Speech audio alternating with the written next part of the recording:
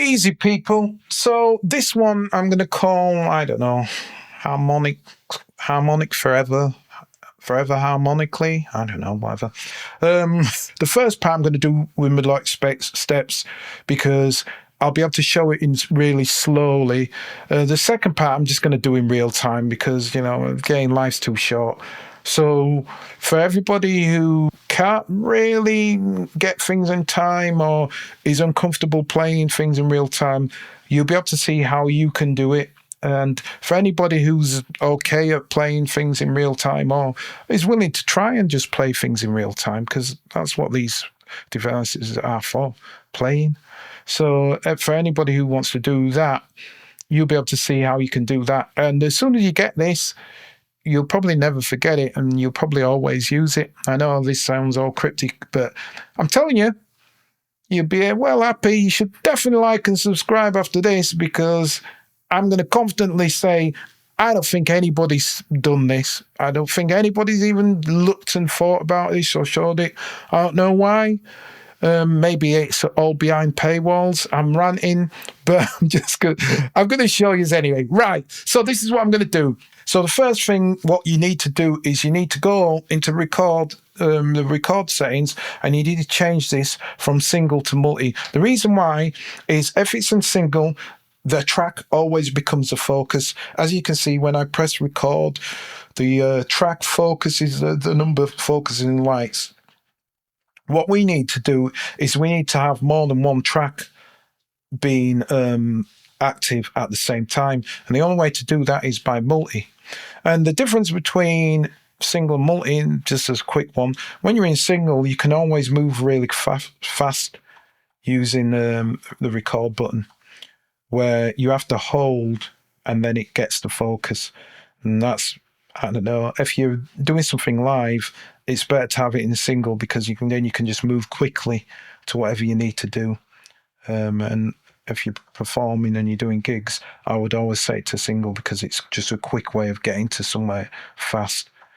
Or you can use the screen. Anyway, that's what you need to do. So we're doing that. And what I'm going to do now is the next thing I want to show. So let me go back to main mode. And I'll start with main mode 1. And what I'm going to do is I'm in step sequencer here. And I'm going to create some chords. So I'm going to create 2 bars worth of chords. And I'm going to go something pretty simple. I want to just give a little quick thing for anybody who doesn't know, right? A chord is basically more than one note. So this is what I'm doing. I'm doing 3 notes. This would be called triad. So this is your root note, it's tonic. I can't remember what the rest are. So this is your main note, the root note. And then the other 2. So it's like on a keyboard, that would be the first note, this would be the 3rd note, and that would be the 5th note. It's not important. It just helps to know this is the one what's like the root, and it kind of sticks out. You can kind of hear it. There's other things which are like the melodic note, but never mind all that. I don't know why I even brought it up. So in this mode, I'm going to melodic. In here, when it's on melodic, it means if I add notes to this, it will add. If I do that, I can add that and it'll add a note. The only thing about doing it this way in melodic is you can't add chords, because if I add this note to there, like I am gonna, because that's what I'm gonna do, and then I try to add this note, it's gonna take that off away.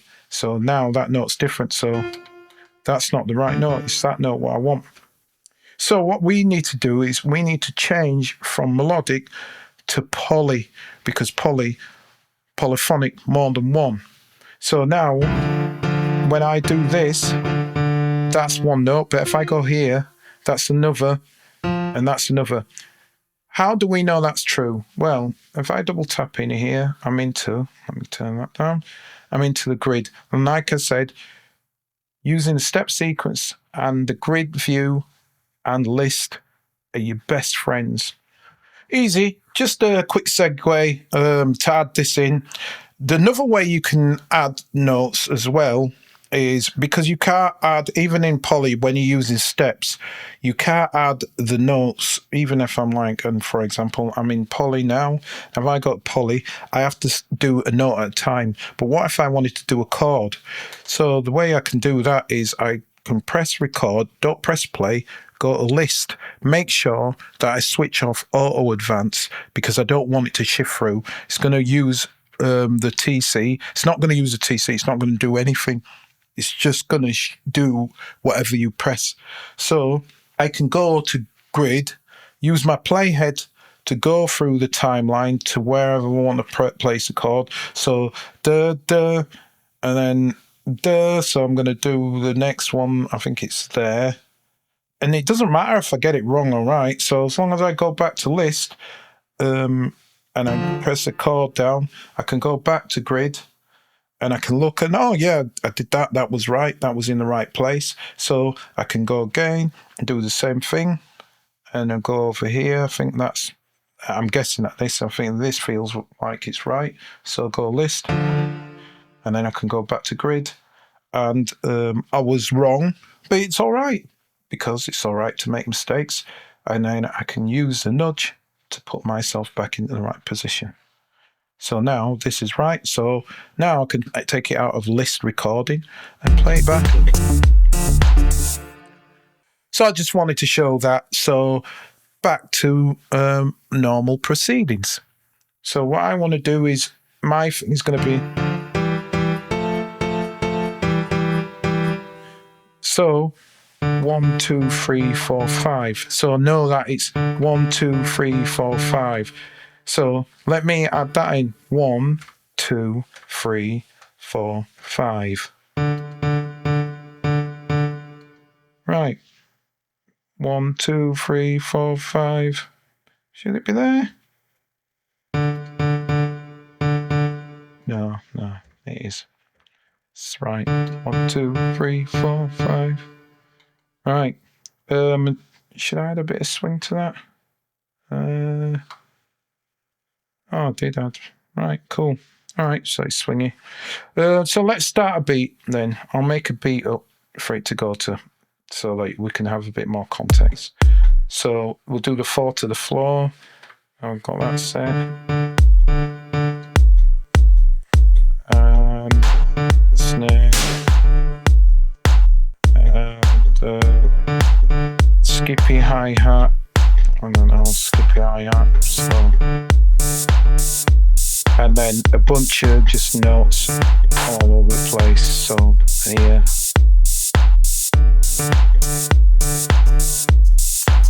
Then some bunch of notes, random. So we've got our thing there. Them skippy notes are a bit loud for me, so no, quieter. No. Yeah. So I'll do that again. Okay.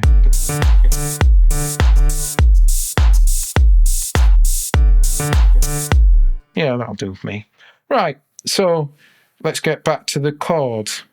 So remember, focus, hold, because you can have more than one at the same time. Watch. This is important at the moment because we're doing it by step sequence. So I've got my first rhythm, but I'm going to make the instant into a chord. Let me get here, sorry, so they can. Oh, one more thing. One more thing you have to do, and the quickest way to do it is go back to velocity because it's drums. And do you know what? I'll just do it that way, and then that means whatever I'm playing, it won't be all on the straight. So what I'm going to do is the next thing I want to do, and let me double check that that's in poly. Yeah, it is, because it remembers what you had left. So always remember that. So you don't have to worry about it because it'll always remember what the status was. So the triad of chords. So I've got my first thing. So I just need to follow this pattern with these other two notes. So I look at that and I go, oh yeah, that's that. So the next thing is these two and that, maybe even a little lighter. And again.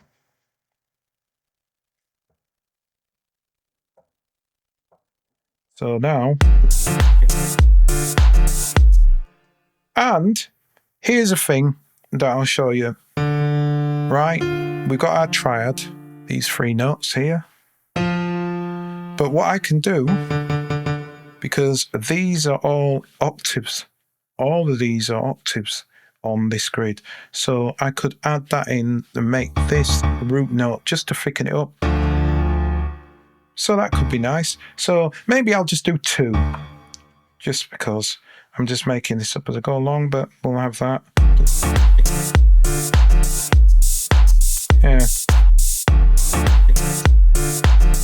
Maybe we'll have that as well. Yeah, that's cool. So the next chord we're doing, so what was it? 1, 2, 3, 4, 5, 2. So that's 2. So it's 2. So we're going to have 1, 2. All right, and then I'm just going to speed this up now. Oh no, it's down here, isn't it? So let's go back, because it's this is the first bar. So this is the first bar. So the first bar has already been taken care of. So it's the second bar what we're looking at, because we want these. So this. So we'll go here. That first one. That we'll do that same thing again, because we're going to have that. We'll have another bass note in there as well, because like I say, they're the octaves, so we can have that, because that's the next chord. So we'll have that. So now what we have, and if we go up here, we have all of this and the bass notes as well. Just to figure it out. Oh, what did I say I was playing? Sorry, no, it was... That was it. My bad. Apologies. So I'm going to take that out because totally forgot what I was going to play. This is why I prefer this way of showing stuff, because again, the way I'm showing it is in real time, so you can do it too. So it was for 1, 2, and then 3, 4, 5. So it's 1, 2, 1, 2, 3. So 1, 2, 1, 2, 3, 1, 2. So 1, 2, and then 1, 2, 3. So 1, 1, 2, 3. So observe this.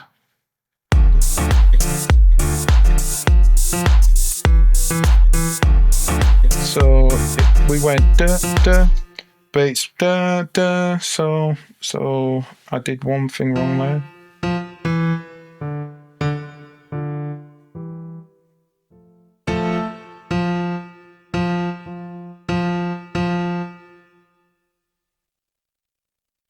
Is that right? Oh, it's there.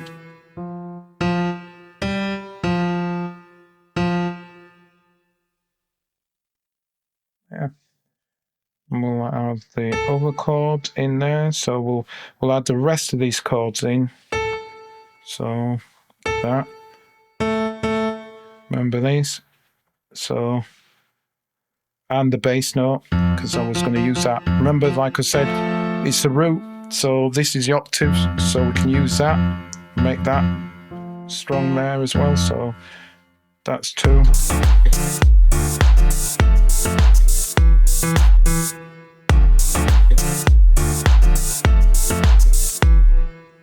I think I like that.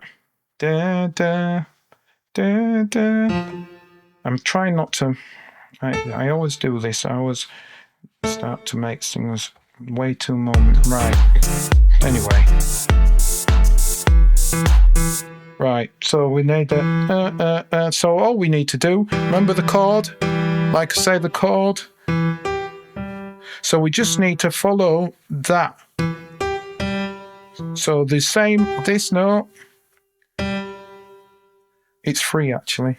And we'll do the bass to thicken it up.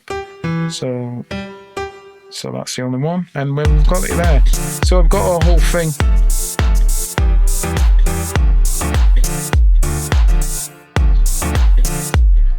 Do you know what? And because that yellow one there, I can select that and I can say, oh, let me show you something. And I forgot to mention this before.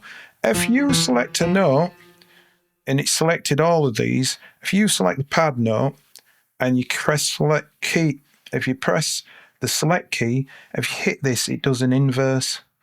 So you tap it and then it inverses. So now it's inverse that. So if I go and I can turn this up now because it was well quiet. So there you go. So it's, maybe turn it down.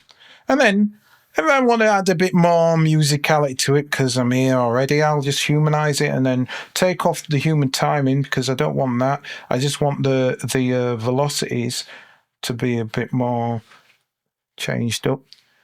So there we go. And I'm going to just take that as red. It didn't, well, it did a bit. So.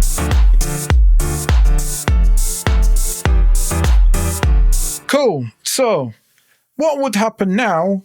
Somebody would say, right, let's do a bass line. And you come across and do a bass line. So let's go back here. So we do a bass line. And what you usually have is somebody would say, well, just follow the bass notes. Was it? So we already know what that pattern is because if we go here, we can look at the pattern. We can look at many of these patterns. If we look at the whole keyboard thing, we've got the whole pattern there. So let me go from here to something that will show up the, because that's going to show a little section. So let me just go to the melodic and I can see it. So basically, we can see what it is. So if we follow this pattern with these notes, it's just going to be the same thing. So we should have the bass play. So I'm going to just do that. That sounded a bit convoluted. It wasn't meant to. But what I'm basically mean by that is I'm going to go 1, 2, 3, 2, 3. So it's 1, 1. Stop playing. So I can just do this. 1, 2, 3, 1, 2 on that. The next thing is 1, 2, and then that note 1, 2, 3. I think I went da da, didn't I? I did that, didn't I? Did I do that? Let me just check that. Oh, wait a sec. So it's just that messed up. So I just need to take that and do that.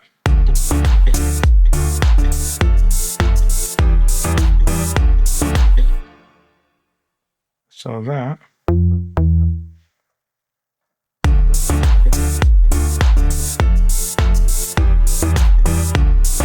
So that matches that. So these are the same. Right, that's what somebody would typically say is you just follow the root note of the bass. Yeah, they're great. You're whoopie-doo. It's dull as dishwater, in my opinion. But what we can observe, like everything in music, there's always patterns, there's always something, there's always some kind of connection. So here's a good trick. I don't really need this to do this on here at the moment, but I'm showing this particularly, not for step sequence, but particularly for when somebody plays chords or does any chords in, and they're kind of stuck for melodies or especially bass lines and interesting bass lines. So what I do is I select a MIDI channel. So I create a MIDI channel. I'm going to create a MIDI channel and I'm going to name that MIDI channel just because I like naming stuff. I'm going to rename it and I'm going to call it Bass Finder. Bass Finder. Right, and close that. And what I'm going to do is I'm going to take the information from the piano track and I'm going to send that information to the Bass Finder by opening this up in Main. You can do it in Mixer, but Main is the hub, so it's nicer to look at. And I'm going to go to my Bass Finder. So the information from the piano is going to be sent to the Main. So when I press this, I can see all the correlation of all these chords on here.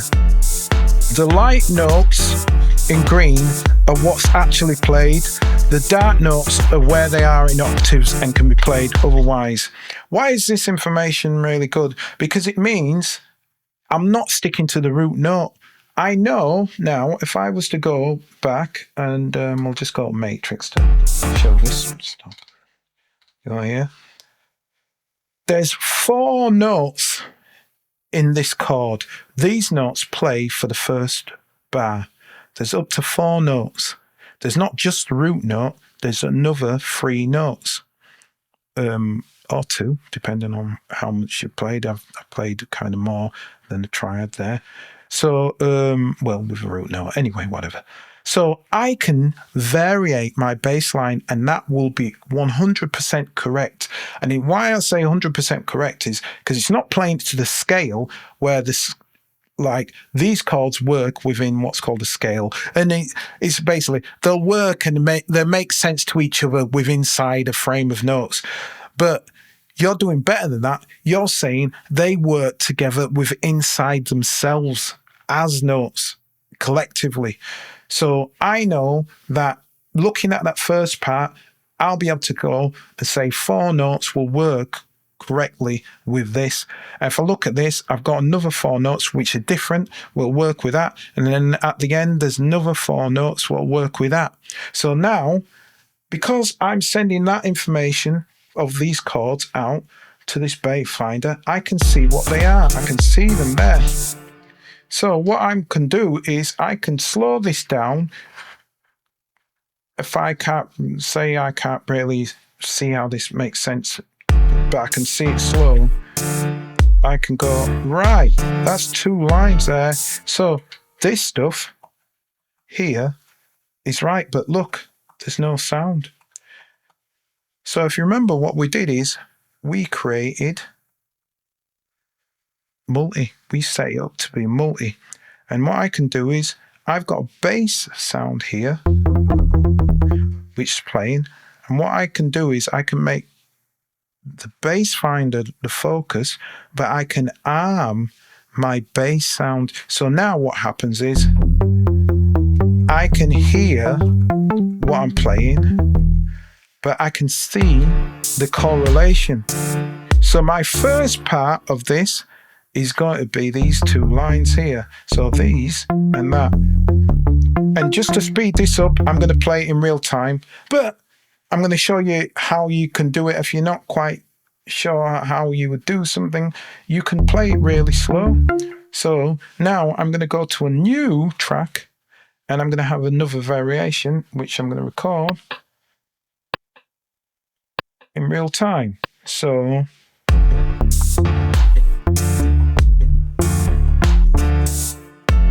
the second part I'm going to look at, I'm going to say, let me have a look at the second part, because I'm not. So I've got my first part. That's nice. So it's these 2 lines. So it's these 2 lines now. So these 2 lines parallel, diagonal. I can use them. So I'm going to go back to that focus, and I know that whatever I'm pressing, because I'm not thinking about what I'm pressing, it's going to work. So all I have to worry about is the rhythm. So I'm going to record that again, carry on that playing, and I'll do it nice and slow because I'm pretending like I don't know what I'm doing. So I know these are going to work. So the last bit is another 2 chords. Da, da. So I'll go back again to look at this. I could look at all of this in one go. I'm going mad slow for this, but you should be able to get the idea. So that was the first chord. This is the second chord. This, and then the last one. I'll look at it again. So that's the first. All right, we've got that. This is the second. There. So this is the last chord. So these 2 parallels are the last chord. So let's go to that and we'll add them in. So we know it's these. So we can use these.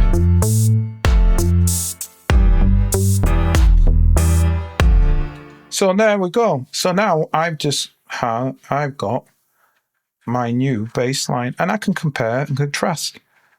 So, and you could do this with any style of music, it works. I've just done it like a slow house funky thing. But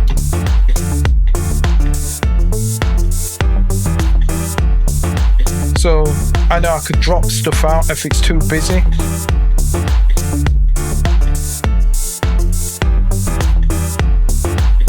Because I did a lot of busyness. Take that out maybe. Take that out because I like that. I like a lot of space myself.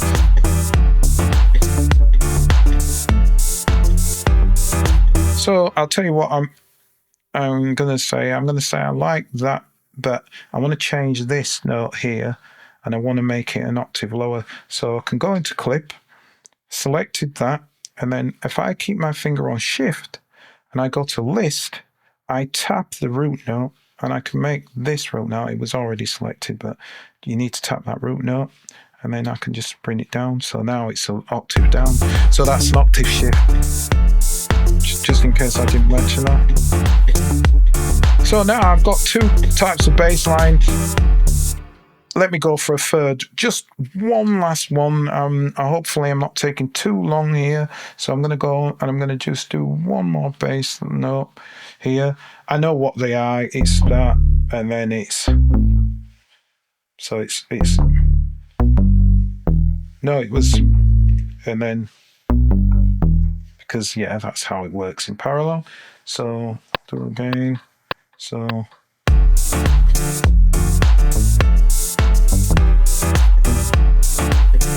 And then that'll do me.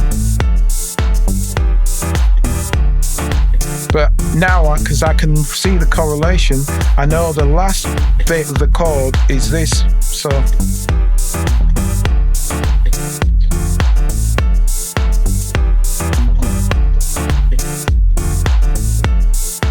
now I've come up with 3 different bass lines, but I can make. You can be the judge. So you've got your basic. In fact, let me just mute that bass line. So I've got that, or I've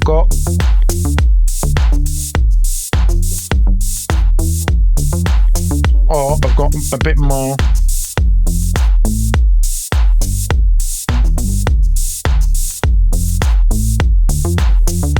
So, and you can do that with melodies. I just did that as a bass line because I did it lower. If I moved it up an octave, I would be able to do that same thing because there'd be high notes.